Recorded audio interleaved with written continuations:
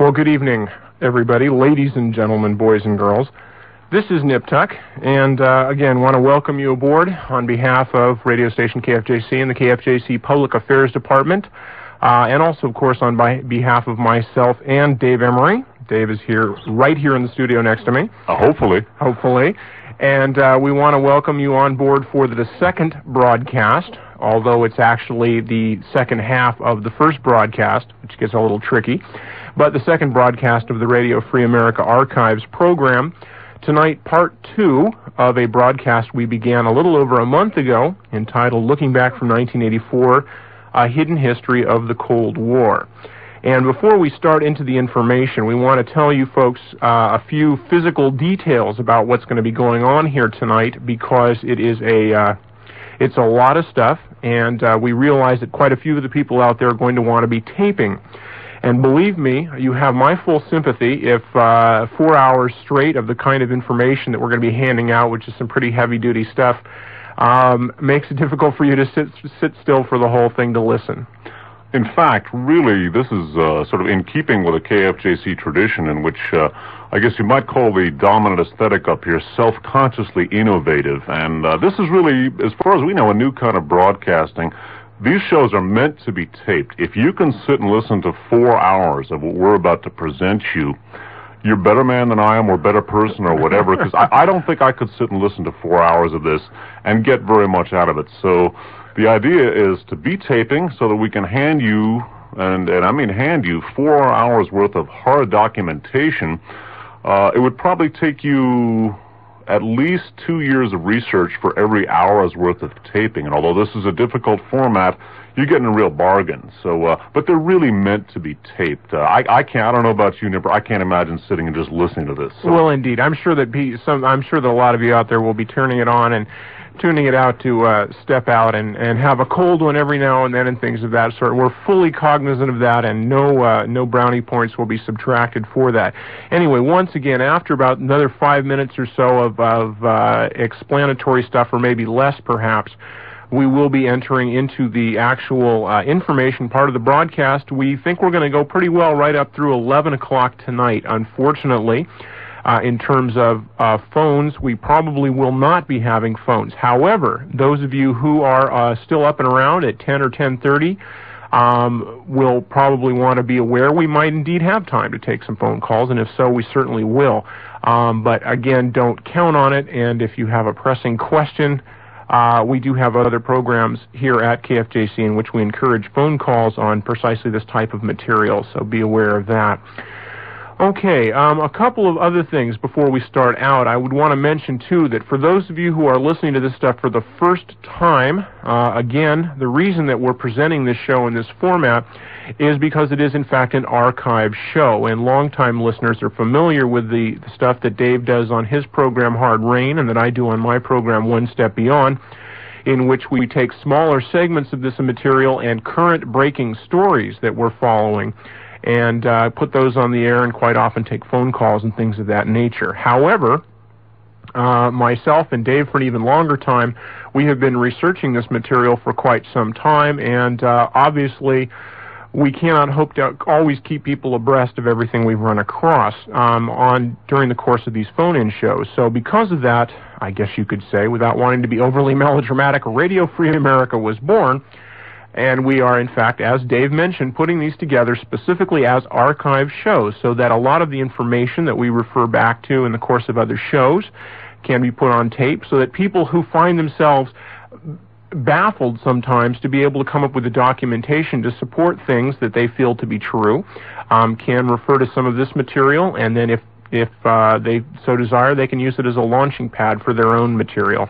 Well, of course, everybody's pretty busy. The people have to work or go to school or whatever, and a lot of people just don't have the time to devote to the research that maybe some of us who are real fanatics do. So this is a way, basically, for you to sort of shortcut the whole situation time-wise and still be able to refer to things in a concrete, well-documented fashion. We're very meticulous about giving you all the pertinent information about the sources we use, not only the titles of the books and the authors, but the publisher, the copyright date, and so forth, so that you can actually sit down and take notes off of this stuff and learn it, and then quote from it authoritatively. It's sort of like the old vacuum cleaner salesman. It's a time and work saver. And also, I would add, a money saver. You're not only saving the 2 years of research for every hour or so of taping, but I'd say between the two Radio Free America broadcasts, you're looking at maybe $150, $200 worth of books, and it may be a little expensive putting together, getting all these tapes,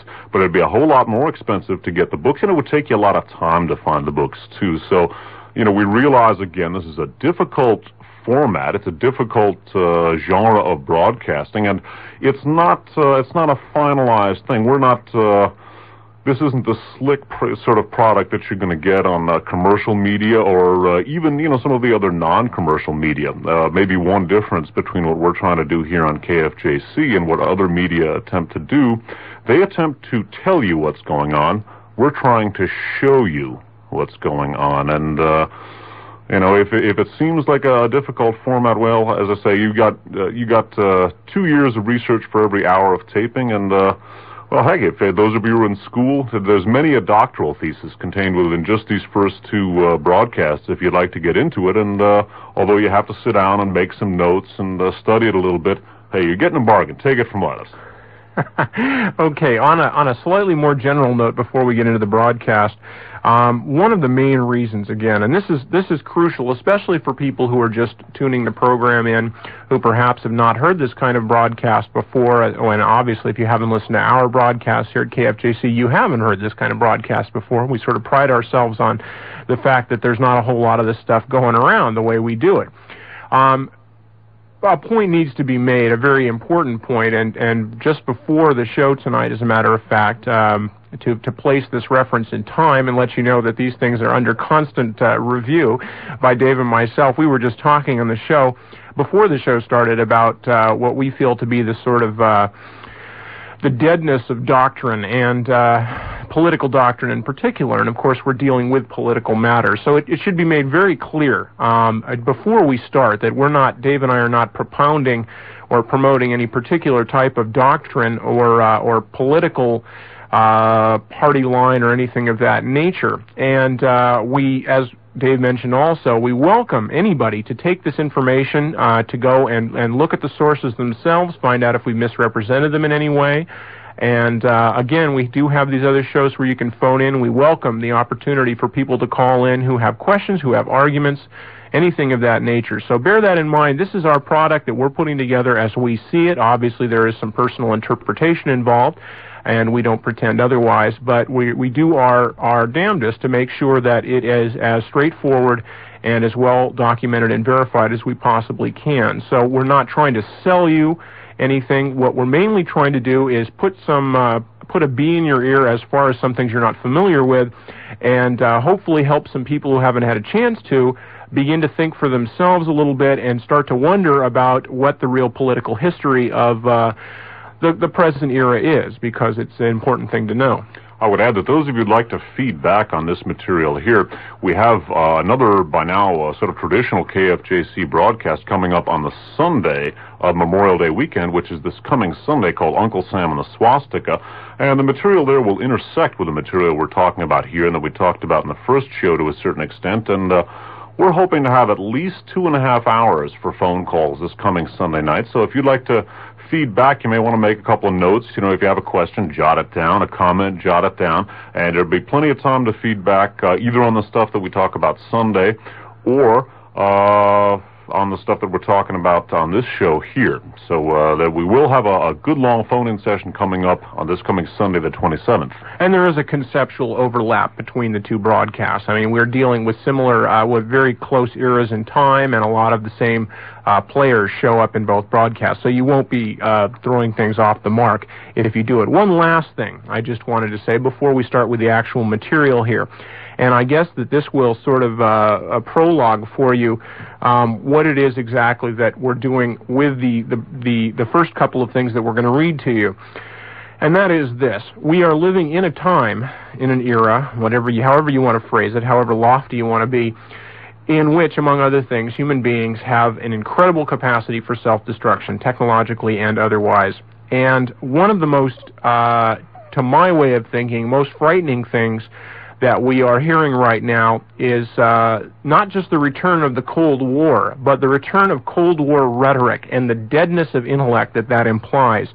The inability of people to think in terms of actualities, to try and to assimilate information as to what things actually mean, and instead to fall into convenient catchphrases and knee-jerk attitudes to things. And we see this constantly as regards several very, very serious things going on in the world, not least of which are problems in such places as the Middle East and Central America and our relations with the Soviet Union. And of all times when people cannot afford to subsist and to live intellectually through a rather tarnished decade, namely the 50s, this is probably the one, folks. There's just too much on the line for people to be reliving the Cold War intellectually. And so that's what we're hoping to do tonight, is to make people a little more aware of history so that they can assimilate that information and hopefully use it to start trying to solve some of the problems of the present.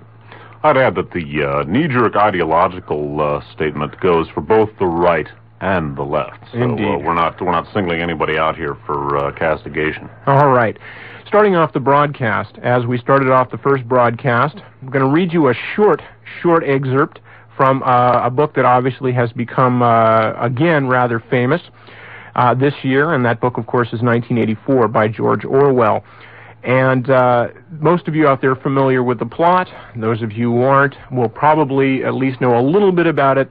Needless to say, it's a book about totalitarianism and what totalitarian societies do to their citizens in terms of distorting the information that is handed to them. And of course, that is a large point of what we're trying to do tonight. So anyway, quoting from George Orwell's 1984, the character speaking is the protagonist, Winston Smith. The party said that Oceania had never been in alliance with Eurasia. He, Winston Smith, knew that Oceania had been in alliance with Eurasia as short a time as 4 years ago. But where did that knowledge exist? Only in his own consciousness, which in any case must soon be annihilated.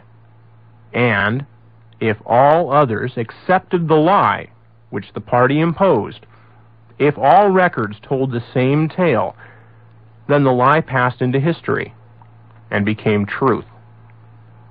Who controls the past, ran the party slogan, controls the future. Who controls the present, controls the past. And yet the past, though of its nature alterable, never had been altered. Whatever was true, from everlasting to everlasting. It was quite simple. All that was needed was an unending series of victories over your own memory. Reality control, they called it. In newspeak, doublethink. Jumping from fiction to fact. Reading now from a book called Facts and Fascism. That book was authored by a man named George Seldes, last named S-E-L-D-E-S. He was a prominent anti-fascist writer who was very popular in the 30s and 40s. His work was submerged as a result of McCarthyism in the 50s. The book was published in 1943 by In Fact Incorporated, that in hardcover. Now, in Facts and Fascism, George Seldes quotes from another book, also nonfiction, specifically the German language edition, the 1935 German language edition of Mein Kampf, Adolf Hitler's autobiography. And here Der Fuhrer is talking about lying and the art of lying. And in the 1935 German language edition of Mein Kampf, Hitler wrote as follows, quoted by Seldes: "The size of the lie is a definite factor in causing it to be believed. Because the vast masses of a nation are in the depths of their hearts more easily deceived than they are consciously and intentionally bad. The primitive simplicity of their minds renders them more easy victims of a big lie than a small one, because they themselves often tell little lies, but would be ashamed to tell big ones. Such a form of lying would never enter their heads. They would never credit others with the possibility of such great impudence as the complete reversal of facts. Even explanations would long leave them in doubt and hesitation, and any trifling reason would dispose them to accept a thing as true. Something, therefore, always remains and sticks from the most impudent lies, a fact which all bodies and individuals concerned in the art of lying in this world know only too well, and therefore they stop at nothing to achieve this end. Well, you'll recall that at the end of part 1 of this series, looking back from 1984, the hidden history of the Cold War, we wound up by discussing the fact that really World War II, at least on the Eastern Front, did not really end. The shooting war did not end in 1945. Now, as the Nazis retreated on the Eastern Front, they set up guerrilla groups to harass the Red Army in its rear.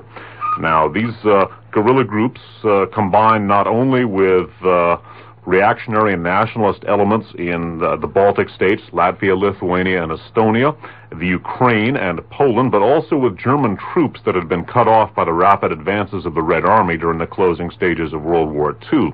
Now, these guerrilla groups waged a fierce, and we mean very fierce, warfare for almost 7 years. As late as 1952, some of these groups were still active after the formal close of World War II with VE Day in 1945. Now, many of these guerrilla groups were set up by a man named Reinhard Gehlen, last name Gehlen. Now, Gehlen was Adolf Hitler's intelligence chief for the Eastern Front, and his Eastern Front intelligence organization was called Fremde Heere Ost, or Foreign Armies East, and that was Adolf Hitler's intelligence organization, complete and intact. He set up many of these guerrilla groups, notably the Werewolf guerrilla group, and after World War II, Reinhard Gehlen and his entire Eastern Front intelligence organization, Hitler's entire Eastern Front intelligence organization, jumped complete and intact to the fledgling CIA. In fact, they were working for U.S. military intelligence even before the CIA came into being, and then when the CIA did come into being in 1947, the Gehlen organization, remember, Hitler's intact intelligence organization from the Eastern Front, became the CIA's Department of Russian and Eastern European Affairs. They incorporated more than 4,000 SS and Gestapo men, including virtually all of the Sicherheitsdienst, the SD, the SS intelligence service, and they became the sole purveyor of intelligence for the United States for more than a decade after the war. They also became, in turn, the official NATO intelligence organization, and then the BND, the Bundesnachrichtendienst, the West German intelligence service, which they are to this day. Now, a very important point to keep in mind, and this is where we wound up with last time, was the fact that as Reinhard Gehlen jumped to the CIA, he maintained radio contact with these guerrilla groups that, remember, began as a Third Reich operation and was shipping them weapons and liaison officers in partnership with the CIA. Well, it first was shipping them weapons and liaison officers in his function for the Third Reich, and then, while working with the CIA, continued to assist the Eastern Front guerrillas, the Axis guerrillas, who in essence simply switched uniforms. So we have a continuation of guerrilla warfare, a continuation of policy, if you will, complete from the Third Reich to the CIA. And these guerrilla groups, well, they really waged a very fierce warfare. We don't know exactly what the casualties were. Two details we mentioned last time were the fact that a Polish military writer referred to a gross casualty figure, perhaps just for Poland, of 12,556 killed. And then we looked at a section of a memorandum from a CIA official named Frank Wisner, W-I-S-N-E-R, and he referred to a Ukrainian fascist organization which incorporated many SS and Gestapo men as having killed 35,000 Soviet security personnel, from 1945 to 1947 alone. And while that may have been a slight exaggeration because he was hoping to obtain sponsorship for this group by the CIA through another organ of a national security establishment called the Office of Policy Coordination, it's worth keeping that figure in mind because, again, the shooting did not stop in the Eastern Front in 1945. And it's worth noting, as we read in a passage from a book called The Belarus Secret by a man named John Loftus that we're going to be going back to here in a few minutes, that many of these groups became incorporated with the Special Forces, and that's where we're going to pick up right now. All right, indeed. One other thing two quick things that should be pointed out. First of all, to put this back in historical perspective again, which sometimes is difficult when we're talking about this rather complicated and complex information, bear in mind now that while this does not obviously explain the entirety of the Soviet maintenance of presence in Eastern Europe, when you realize the fact that several, maybe tens of thousands of Soviet soldiers were killed by essentially Nazi commandos being supported by the Central Intelligence Agency after the close of World War II, it puts what might be called a different complexion on the issue of Eastern Europe. One other thing, although this doesn't come into place in this article, but as I was reviewing some of the information yesterday, it came to my mind. Those of you who are of faint of heart, some of the information we will be dealing with tonight, even though it's only written and hence spoken information, is rather graphic in terms of violence and things of that nature. So just warning you, if you're squeamish, I don't really know if I can let you know in advance, but some of it is rather unpleasant. We're talking about some rather unpleasant people. Also worth keeping in mind an analogy that we made last time between the undeclared warfare which was being waged by the CIA against the Soviet Union after World War II is analogous in many ways to the undeclared war currently being waged against Nicaragua by that very same organization, and also using the much despised Somocistas, which comprise a very important element of the so-called Contras, the guerrillas, the CIA-financed guerrillas in Nicaragua. And of course, with the 20 million dead that the Soviet Union suffered in World War II, the use of SS and Gestapo men against that organization was very literally salt in the wounds, and certainly aroused much the same kind of fierce outrage on the part of Soviet citizens that the Contras do today. Indeed. We're talking about a small group of people, as is quite a bit the case we've seen in several other cases in Vietnam and in Central America and South America, where a small group of people in the intelligence and military establishment, without the recourse of voters, without congressional or Senate involvement whatsoever in this so-called democracy, and I don't mean to be sarcastic, but in this situation one has to be a little bit, are in fact conducting foreign policy, a shooting war foreign policy. So bear that in mind. Okay, this first section is from a book by E.H. Cookridge called Gehlen, Spy of the Century. It was published by Random House in 1971. This little subheading is entitled Wisner Sets Up CIA's Private Army. Dulles, who is Alan Dulles, had made it clear to Gehlen that top priority must be given to the selection and training of agents for work in Russia.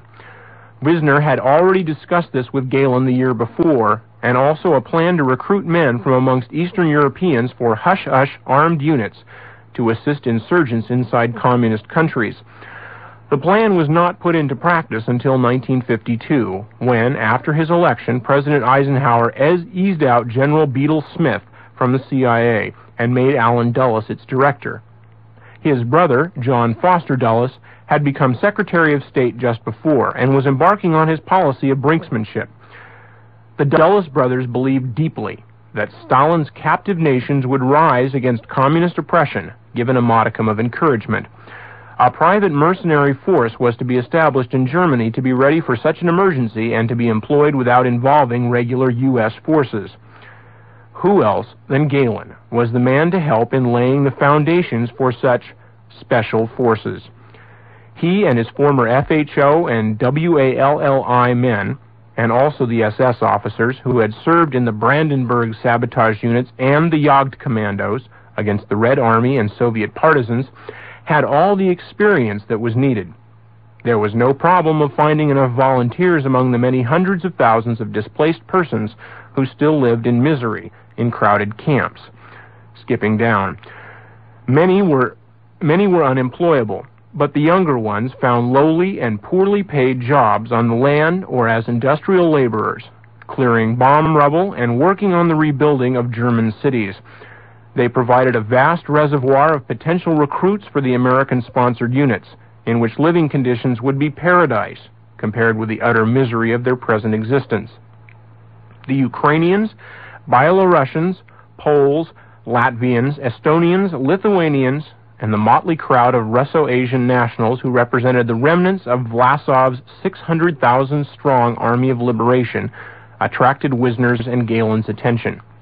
The Vlasov Army, by the way, was an organization headed by a captured Red Army general named Andrei Vlasov, which fought for the Third Reich during World War II. In the space of 2 years, about 5,000 were enlisted by Wisner and Gehlen, assembled in camps at Bad Wiessee, at Kaufbeuren in Bavaria, and at the U.S. Army Hammond Barracks near Mannheim, and trained by American officers and former German Wehrmacht and Waffen-SS NCOs. At Kaufbeuren, the commandant and chief instructor was Major Ronald Otto Bohlenbach, former U.S. Assistant Military Attaché in Moscow. These units became the nucleus of CIA's private army, later better known as the Green Berets in Vietnam. Some of them are today still stationed in West Germany. The 5th Special Reconnaissance Group, now entirely airborne, at Oberursel, and the 10th Special Group in Bavaria. Now, Frank Wisner entrusted the formation of the 1st General Staff, so to speak, for the Special Forces, again, the Green Berets as we came to know them in Vietnam, to the aforementioned Reinhard Gehlen. Now remember, Gehlen was Hitler's intelligence chief for the Eastern Front and then jumped to CIA. Now, in forming the Special Forces, Reinhard Gehlen turned to 3 Nazi war criminals who had worked for the Third Reich, and they then functioned for Gehlen in putting together the Special Forces. Once again, reading from Gehlen, Spy of the Century, by E.H. Cookridge, hardcover edition, Random House, 1971. Gehlen alerted several of his assistants who had a thorough knowledge and first-hand experience of Eastern European countries and their people, and also approached an acknowledged expert on anything about the East whom he had known and admired since his school days in Breslau. He was Dr. Michael Akhmeteli, A-C-H-M-E-T-E-L-I, born in 1887 in Borjom in the Caucasus, where his father amassed a great fortune when oil was discovered on his land by British and American mining engineers, amongst them the latter President of the United States, Herbert Hoover. Interrupting very briefly, you'll recall that in the first part of Radio Free America, the first show of Radio Free America, we discussed Herbert Hoover, his massive industrial holdings and mineral holdings in the USSR, and how he used food relief intended for the starving peoples of Eastern Europe and the Soviet Union to finance a number of different reactionary armies against Russia, notably the German army of General von der Goltz, and he also financed the Russo-Polish War, too. So keep in mind that this Herbert Hoover thread runs right through till the end of the Second World War, and we're going to touch on Hoover again a little later in the broadcast. Returning to Gehlen, Spy of the Century. He was Dr. Michael Akhmeteli, born in 1887 in Borjom in the Caucasus, where his father amassed a great fortune when oil was discovered on his land by British and American mining engineers, amongst them the latter President of the United States, Herbert Hoover. During the Revolution, Akhmeteli had fought with the White Armies against the Bolsheviks, and eventually came to Germany, becoming a lecturer in Slavonic studies at Breslau University. He was a close friend of the Gehlen family. Several of Akhmeteli's books, in which he expounded Germany's mission of civilizing communist Russia, unquote, were published by Ferdinand Herden's son, of which Gehlen's father was manager. Akhmeteli had been closely connected with Abwehr intelligence in its early days. The Ost Institute, or East Institute, he founded was in fact a front for espionage against Poland and the Soviet Union even before the Nazi regime. Under Hitler, he had become professor and head of the Institute for the Study of Communism in the USSR. We're going to talk about that again in a couple of minutes. As a friend of Hitler's chief theoretician of the Nazi Aryan doctrine, Alfred Rosenberg. His advice was needed at OKW. OKW is Oberkommando der Wehrmacht, German Military High Command, and he also acted as a super analyst for Gehlen's FHO. In 1945, Akhmeteli went into hiding, afraid that the Allies might hand him over to the Soviets, but he later reappeared under the alias of Dr. A.K. Michael at Unterweilbach, a village in the shadow of the former Dachau concentration camp near Munich, where Gehlen obtained for him a villa paid for from CIA funds. Professor Akhmeteli went to work with two Pulak officers selected by Gehlen to form the first staff of the secret special forces. One was another academic, Dr. Franz Alfred Six, last name S-I-X, ex-lecturer at Königsberg University, who had managed to combine his scholarly vocation with service in the SS. He had risen to the rank of SS Brigadeführer, equivalent to Brigadier General, and became head of Section 7 at Himmler's RSHA. RSHA, by the way, is the Reich Sicherheitshauptamt. We're going to talk about that, too, in a second. He had dived under after the collapse of the Third Reich, but Allied intelligence officers searching out war criminals found him after 2 years. In April of 1948, Six came before a U.S. military tribunal at Nuremberg, charged with having ordered the executions of civilians, including hundreds of Jews, when in command of a Jagdkommando in July and August of 1941 at Smolensk. Jagdkommandos were the feared SS anti-partisan units on the Eastern Front. Interrupting here, they achieved a terrible reputation for brutality. Returning to Gehlen's Spy of the Century, Judge Dixon sentenced Six to 20 years imprisonment. However, 4 years later, Six was free and busy advancing the fruition of the CIA Gehlen project. The third member of the triumvirate was Dr. Emil Augsburg, A-U-G-S-B-U-R-G, born in 1904 in Lodz in Poland, according to official Polish sources, of Jewish parentage, which, if true, did not hamper his ultimate admission to the SS, in which he rose to become Standartenführer, or colonel, heading a section attached to Adolf Eichmann's S4 department, which handled the Jewish problem, with final results that are well known. After the collapse, Augsburg fled, as did Eichmann, with the assistance of Odessa. That's an organization of ex-SS men which helped SS war criminals flee after the war. Beginning again, after the collapse, Augsburg fled, as did Eichmann, with the assistance of Odessa, to Italy, where he found charitable aid from circles close to the Vatican, which helped escape Nazis. After a year or two, when he rightly assumed that enough grass had grown over the past, he returned to Germany as Dr. Althaus and was enrolled by Gehlen, working first as manager of the Karlsruhe Branch L and then at Pulak. Interrupting again, Pulak was the town in Germany where the Gehlen organization was first based, P-U-L-L-A-C-H. These three experts prepared the briefs for the would-be agents to be sent into Russia, assembling masses of topographical material, information about everyday life in Soviet towns and villages, and up-to-date regulations about travel, police registration, food distribution, etc., in order to make the agents' movements as safe as possible. And again, one of the reasons we're going into this, of course, is that the special forces are something which we hear a great deal about today, not only because of their involvement in Vietnam, but I guess they certainly, one could almost talk about a kind of mercenary chic that's become very fashionable these days. Everybody's walking down the street with their camouflage pants on and so forth, and the special forces have become a very important element of U.S. foreign policy. They're currently training the aforementioned Contras in Nicaragua, as well as the El Salvadorian security forces, something that we're going to talk about in a little bit. Bear in mind also that one of the other points, again, to be taken in its historical framework, is that we're talking now about the changeover from a military intelligence service with direct purpose namely the OSS and the various Army intelligence services, etc., to a peacetime intelligence service that was basically mandated to be a gatherer of intelligence.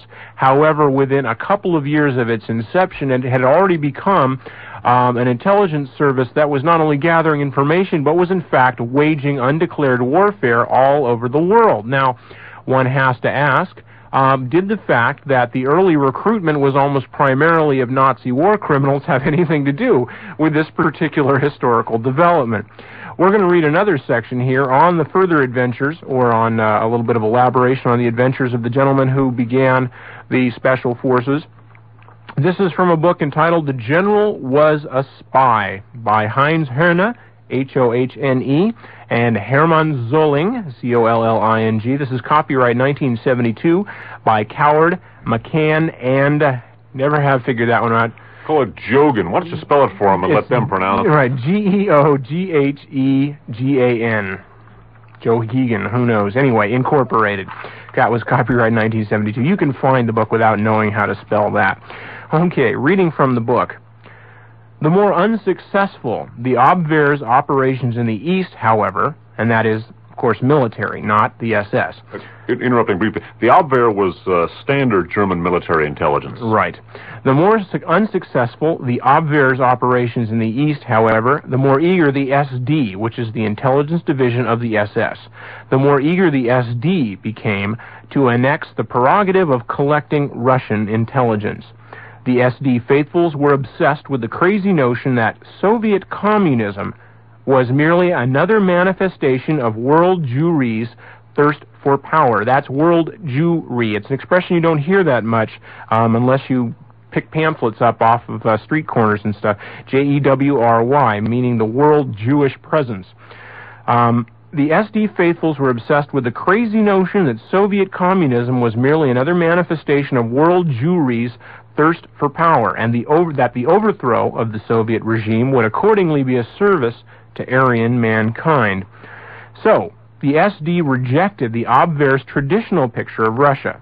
They dreamed of an impotent, even a dismembered Russia, a target for the SD's secret service.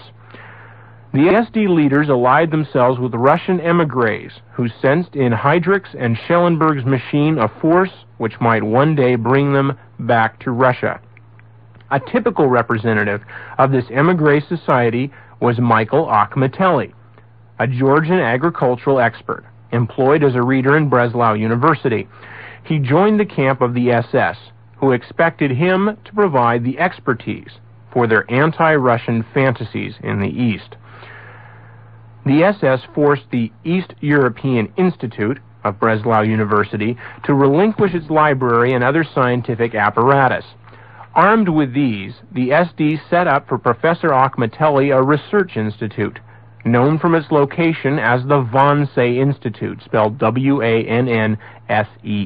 That's a name we're going to be touching on throughout the broadcast, so remember it. That's right. Okay, so the SD sets up for Akhmeteli the Wannsee Institute. Akhmeteli recruited other Eastern experts and émigrés, men such as SS Untersturmführer Emil Augsburg, who of course you just also heard about. His senior assistant responsible for questions of nationality groups in Russia, Dr. Swetsin, the cartographer, and Dr. Speer, the librarian. They assembled material on Russia, built up a card index of personalities, prepared maps, and built up a detailed picture of conditions in Soviet Russia. A couple of interesting points about that passage. First of all, keep in mind that Dr. Akhmeteli, whose father, remember, had amassed a fortune in Russian oil with Herbert Hoover, had basically seen the Third Reich as his ticket back into Russia and also presumably back into the chips, okay? Now, this is very similar to a pattern that we looked at throughout the first broadcast, in which as early as the armistice which ended World War I, Section 12 of that armistice allowed for the German troops that were in the Baltic states to remain in place.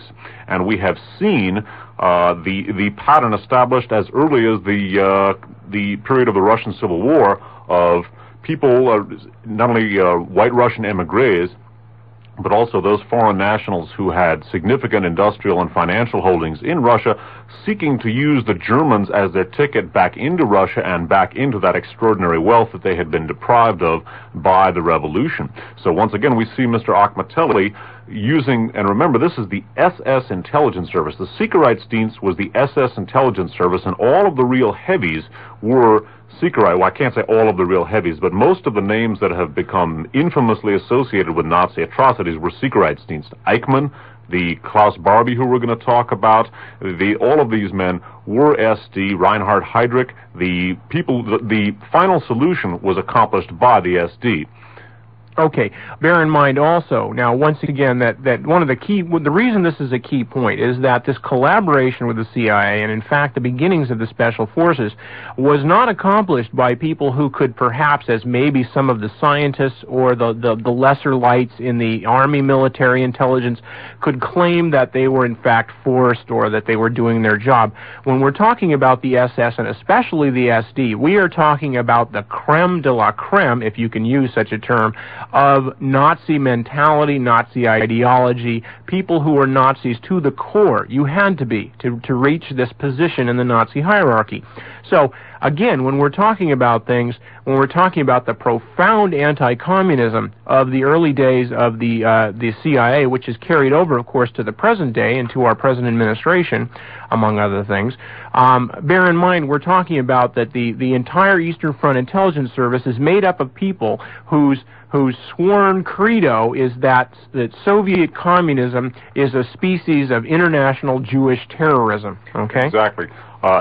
Keep in mind that the Nazis who talked about the Soviets as the Jewish Bolshevik commissars, again, it's difficult to explain it, but they saw communism and Judaism as really one and the same thing, although, you know, that communism grew out of Judaism, and so this organization, which was the Russian Institute, the Wannsee Institute, was not just an organization for espionage against Russia. It also was inextricably caught up with Hitler's final solution to the so-called Jewish problem, under which, of course, the European Jewry was all but extinguished. So we have here Mr. Akhmeteli and the aforementioned Emil Augsburg, who was sort of in charge of Jewish classification, and again, it's difficult to explain what that meant, but the point that should be made here is that Akhmeteli and Augsburg, who helped form the first General Staff of the Special Forces, worked together on Hitler's final solution. Okay, and now what we're going to hear about is how we're going to tie the third member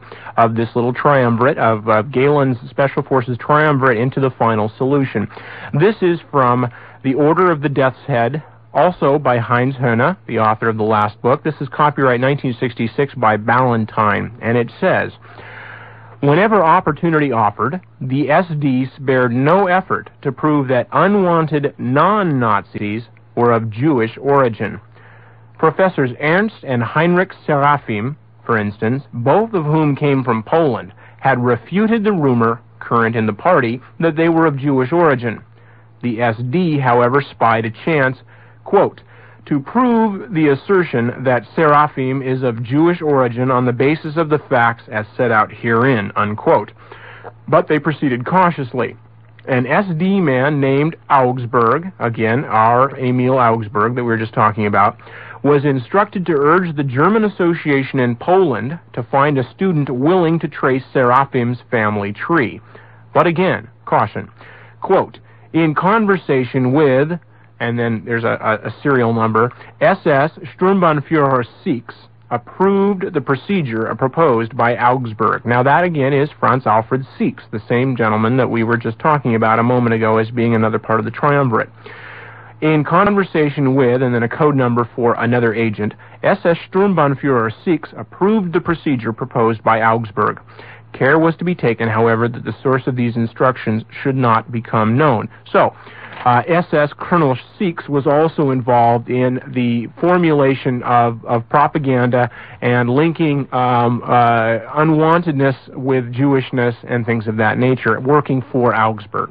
So what we have here, we have Six, Augsburg, and Akhmeteli all involved with the so-called Jewish section, the S4 section. In other words, all three of the men who worked for the Special Forces were involved in basically executing, and I guess the term could be used advisedly, Hitler's policy against the Jews. And these are the same three who went to work first forming the special forces. Okay. Now, the question is what happened? I mean, weren't these people all, going to prison for war crimes? I mean, they were involved in the final solution. They were involved in the slaughter of hundreds of people, as Sikhs was at Smolensk.